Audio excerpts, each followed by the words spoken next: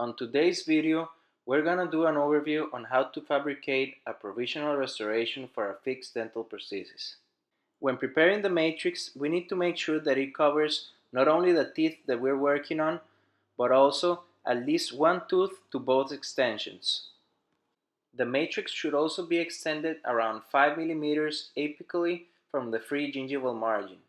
This will help us later hold the matrix in position while the material sets. Next, we're going to try the matrix on the patient. This will guarantee us that the matrix will actually work and also evaluate the clearance we have created for the final restoration.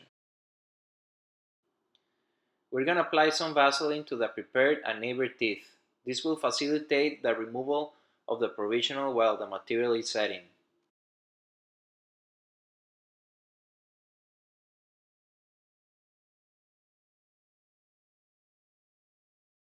Now that the teeth are lubricated, we're ready to start preparing the jet acrylic.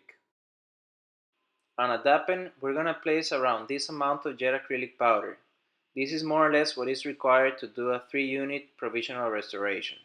With the dropper, we're going to start adding some monomer with the goal of getting all the powder completely wet. We want to avoid over-soaking it. If not, it will be very difficult to manage since the material will be overflowing. We're looking for this kind of consistency. Then we're going to transfer it to the matrix. We want to place it with pressure to avoid any bubbles on the occlusal surfaces.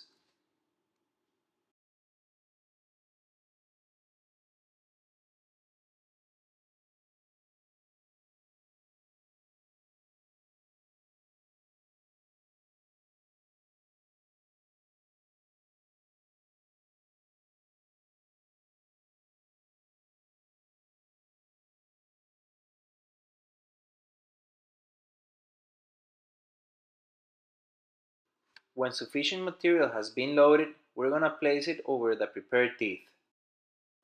We need to make sure that it's completely seated. That's why we need to hold the matrix with pressure from the extensions previously designed on the neighbor teeth, as well as the buccal and lingual extensions. We want to avoid any kind of pressure on the sites that we are restoring, because this will bend the matrix and alter its anatomy.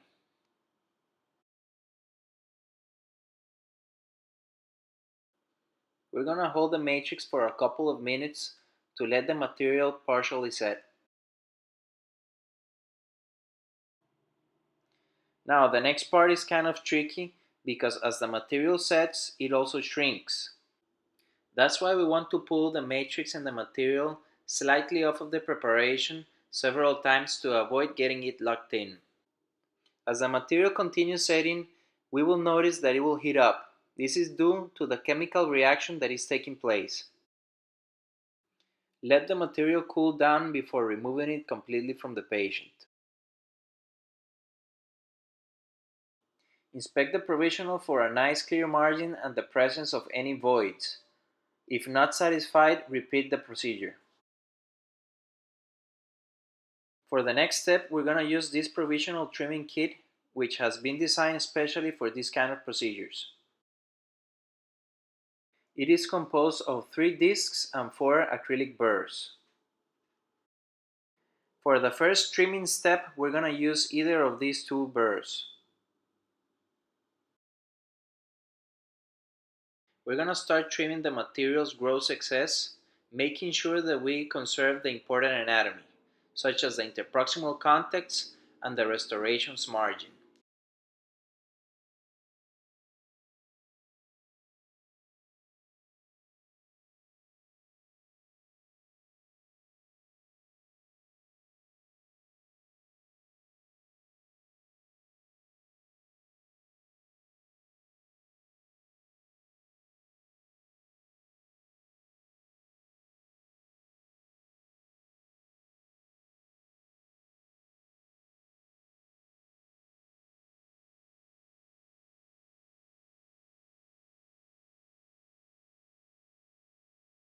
This is how the provisional should look after finishing the first step.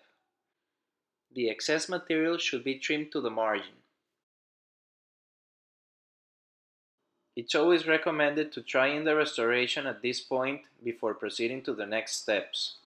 Sometimes if we remove the provisional before it completely set, it will deform and won't fit again appropriately.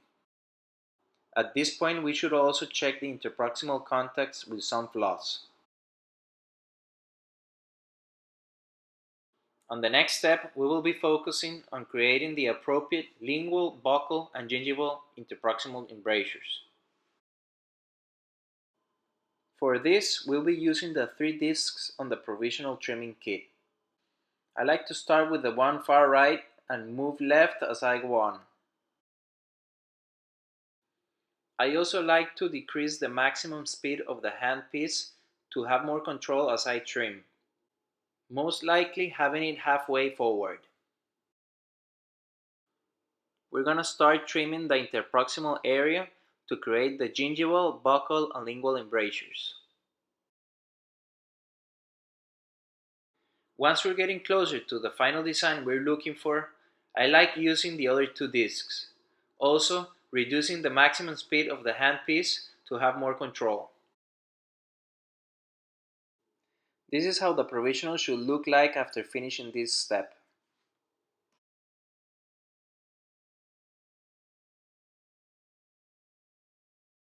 Try the restoration again intraorally to assure that we have the appropriate design to maintain gingival health. The next step is to trim the Pontic to the desired design, in this case the modified ridge lap Pontic. For this procedure we will use the following acrylic burr. For this we want to have a nice cleansable design on the lingual and a slight gentle contact on the buccal residual ridge.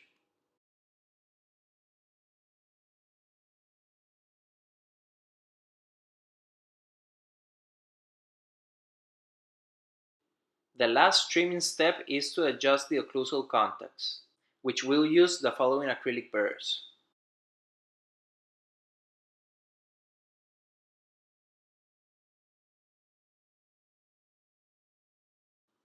During this procedure, always remember to use an anterior reference point, which in this case is the interocclusal contact between number 8 and number 26.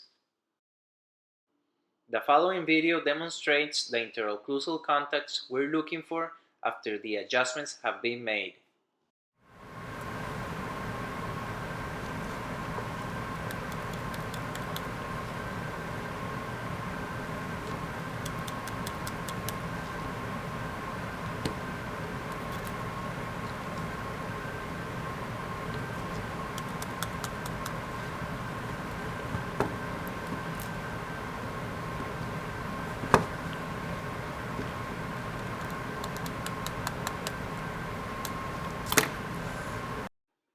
We want to be able to pull the shim stock on the Pontic. This way it will not receive as much load as the other teeth, which will decrease the risk of fracture. Once we're satisfied with the provisional design, we're ready to proceed with the finishing and polishing. We can start smoothing the surface by using wet pumice and a felt. Then we can use the 3 different felts shown in the picture and some acryluster to polish the different surfaces of the provisional.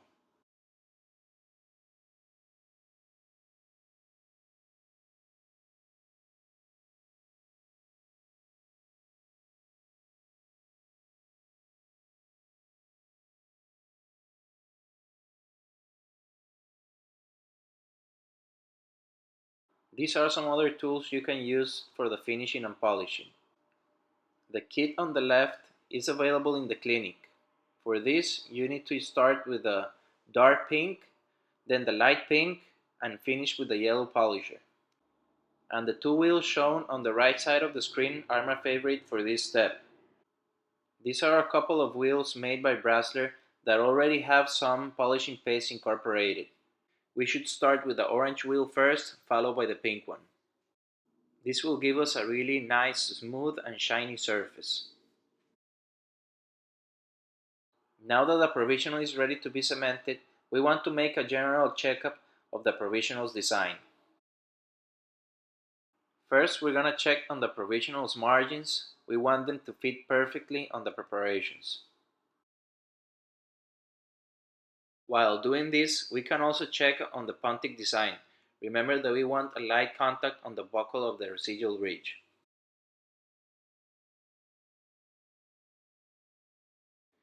Then we're going to check on the lingual, buccal, and gingival embrasures, making sure that they are cleansable for the patient.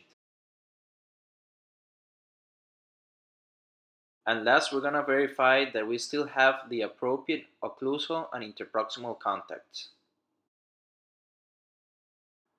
At this point, if the provisional meets all the criteria mentioned before, we're ready to cement with the preferred provisional cement. Thanks for watching this video. If you have any questions, please reach me and I'll be more than happy to help you.